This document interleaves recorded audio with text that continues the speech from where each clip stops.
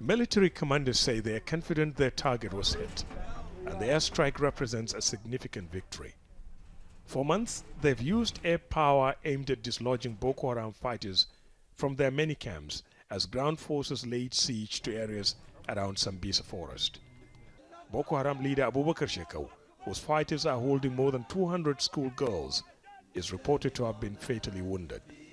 If independently confirmed, his death will be seen as a major loss to Boko Haram.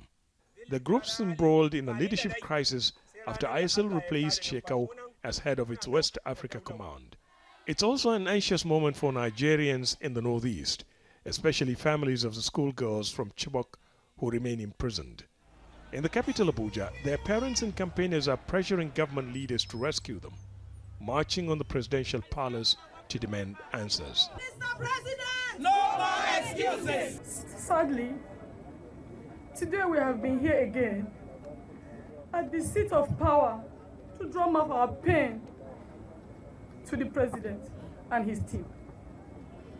That we are tired and are not ready to view any other video again from the adopters or from my girls. It's difficult to say if and how negotiations for the release of the schoolgirls will take place. Boko Haram has offered to release them in exchange for its fighters now held in custody by the Nigerian government. The United States Secretary of State landed in Nigeria shortly after the Boko Haram raid was announced. Although he didn't make direct reference, John Kerry warned that military operations should not be the only solution to the crisis. We also know that beating Boko Haram on the battlefield is only the beginning of what we need to do. Building public trust in government also requires cooperation from law enforcement and the military.